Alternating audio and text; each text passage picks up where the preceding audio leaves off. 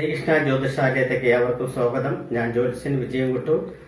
ഫെബ്രുവരി മാസത്തെ ഫലമാണ് ഈ മാസത്തെ ഫലം പറയാൻ പോകുന്നത്. വിശാഖത്തിന്റെ കാൽഭാഗവും അനിഴം തൃക്കേട്ടയും കൂടി ചേരുന്ന സസ്യരാശിക്കാരുടെ ഫെബ്രുവരി മാസ ഫലം. പൊതുവെ ഇവർക്ക് ഗ്രഹസ്ഥിതി ഒന്ന് പരിശോധിക്കുകയാണെങ്കിൽ വൃശ്ചികത്തിൽ നിൽക്കുന്ന വ്യാഴവും 2-ൽ നിൽക്കുന്ന ശനിയും ശുക്രനും 3-ൽ നിൽക്കുന്ന സൂര്യനും അതുപോലെ തന്നെ ബുധനും 5-ാം ഭാവത്തിൽ ചൊവ്വയും നിൽക്കുന്നുണ്ട്. ഇവർക്ക് പൊതുവെ ഗുണദോഷ മിശ്രത്തിൽ ഈ മാസം ഗുണമാണോ ദോഷമാണോ ചോദിച്ചാൽ ഏകദേശം ഒരു 60% ഗുണം തന്നെയാണ് പറയാനുള്ളത്.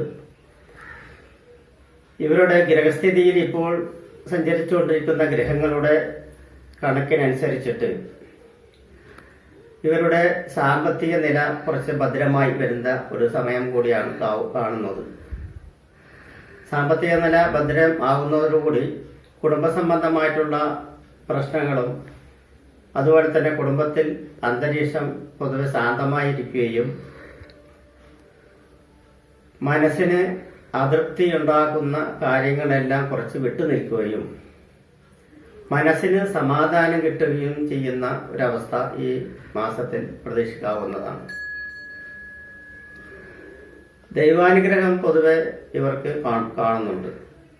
അത് കാരണം കൊണ്ട് തന്നെ ദൈവികപരമായിട്ടുള്ള ചിന്തകളിൽ മുഴുകുകയും അതിന് വേണ്ടുന്ന കാര്യങ്ങൾ ചെയ്യുകയും ചെയ്തു കഴിഞ്ഞാൽ ഫെബ്രുവരി മാസത്തിൽ കുറേയൊക്കെ ഇവർക്ക് നേട്ടങ്ങൾ ചെയ്യാൻ പറ്റുന്ന ഒരു സമയം തന്നെയാണ്. പലവിധ പ്രതിസന്ധികൾ കടന്നു പോയിട്ടുള്ള ഇവർ ഇപ്പോൾ ഇവർക്ക് ഇത് ശരിക്കും ഒരു സഹജപരമായിട്ടുള്ള ഒരു വിഷയം തന്നെയാണ്. അത് കാരണം കൊണ്ട് തന്നെ ഇവർക്ക് ഇപ്പോഴുള്ള സമയം അനുകൂലപരമായിട്ട് തന്നെ ചിന്തിക്കാവുന്നതാണ്. പ്രത്യേകിച്ച് ഒരു പ്രതിബന്ധ ഘട്ടങ്ങളിൽ വളരെ ബുദ്ധിമുട്ട് കഴിയുന്നവരും അതുപോലെ തന്നെ കുറച്ച് പ്രാപ്തിയുള്ളവരുമെല്ലാം ശുഭമംഗളകരമായിട്ടുള്ള കാര്യങ്ങളെല്ലാം നടത്തുവാൻ ഈ മാസത്തിൽ അനുയോജ്യമാണ്. ഭവനം വയ്ക്കുക, ഗൃഹപ്രവേശം നടത്തുക, അതുപോലെ തന്നെ ചികിത്സയ്ക്ക് പോകാൻ ഉദ്ദേശിക്കുന്ന ചികിത്സയ്ക്ക് പോവുക, വിദേശ രാജ്യങ്ങൾക്ക് പോകാൻ തയ്യാറെടുക്കുന്നവർക്കും വിദേശത്ത് ജോലി അന്വേഷിക്കുന്നവർക്കും അനുകൂലപരമായിട്ടുള്ള ഒരു സാധ്യത വന്നു ചേരുന്നതാണ്. പൊതുവെ ചെലവ് ചുരുക്കി ഒരു പ്രവണതയിൽ പോവുകയാണെങ്കിൽ വളരെ ഗുണപരമായിട്ടുള്ള ഒരു മാസം തന്നെയാക്കാം ഈ ഫെബ്രുവരി മാസം. സന്താനങ്ങളെ കൊണ്ടുള്ള ബുദ്ധിമുട്ടുകളും അനുഭവങ്ങളെല്ലാം അനുകൂലം തന്നെയാണ്. തൊഴിൽ സംബന്ധമായിട്ടുള്ള സ്ഥലങ്ങളിൽ തൊഴിലിൽ ഏർപ്പെട്ടിരിക്കുന്നവർക്കും ബിസിനസ് നടത്തുന്നവർക്കും വലിയ കുഴപ്പമില്ലാതെ പോകുന്ന ഒരു മാസമാണ് ഇപ്പോൾ ഉള്ളത്. അതുപോലെ ഗവൺമെന്റ് തലത്തിൽ ജോലി ചെയ്യുന്നവർക്കും ഈ മാസം വളരെ ഒരു വ്യത്യസ്തപരമായിട്ടുള്ളൊരു മാസവും അതുകൂടാതെ തന്നെ മനസ്സിന് സുഖം കിട്ടുന്ന ഒരു അനുഗ്രഹവും കിട്ടുന്നതാണ്. വിവാഹാദി മംഗളകർമ്മങ്ങൾ ചെയ്യുവാൻ ഉദ്ദേശിക്കുന്നവർക്ക് ചില ചെറിയ തടസ്സങ്ങൾ വന്നു പോവുകയാണെങ്കിലും മിക്കവാറും അത് ഫെബ്രുവരി മാസം അവസാനത്തോടുകൂടി അത് സോൾവ് ആകാൻ സാധ്യതയുണ്ട്. അതുപോലെ തന്നെ ഗവൺമെന്റിന്റെ അംഗീകാരങ്ങൾ നേടാനായിട്ട് നിൽക്കുന്നവർക്കെല്ലാം ഫെബ്രുവരി മാസം 15-ന് ശേഷം അനുകൂലപരമായിട്ടുള്ള ഒരു സ്ഥിതിയാണ് കാണുന്നത്. കടബാധ്യതയിൽ ബുദ്ധിമുട്ടിക്കൊണ്ടിരിക്കുന്ന അവർ ബിസിനസ് ആയാലും മറ്റുള്ള മേഖലയിൽ പ്രവർത്തിക്കുന്നവരായാലും ബിസിനസ്സിൽ പ്രവർത്തിക്കുന്നവർക്ക് കടബാധയിൽ നിന്നെല്ലാം മോചനം നേടുവാനും അല്ലെങ്കിൽ അതിനെ തരണം ചെയ്തു പോകുവാനുമുള്ള ഒരവസരം കൂടുതലായിട്ട് കാണുന്നുണ്ട്. അതുപോലെ തന്നെ ബന്ധുമിത്രാദികൾ കൊണ്ട് അവരെ കൊണ്ട് ഗുണം കിട്ടുന്ന ഒരു കാര്യം കൂടി ഈ സമയത്ത് ഉണ്ട്. പുതിയ ബന്ധങ്ങൾ വന്നു ചേരുവാനും ബന്ധു സമൂഹത്തിൽ നമ്മളുടെ ഒരു നിലനിൽപ്പ് അംഗീകരിക്കാവുന്ന ഒരു തലത്തിലും സദസ്സുകളിൽ നമ്മളെ അനുഗമിക്കുന്ന ഒരവസ്ഥയും ഈ സമയത്ത് ഉണ്ടാവുന്നതാണ്.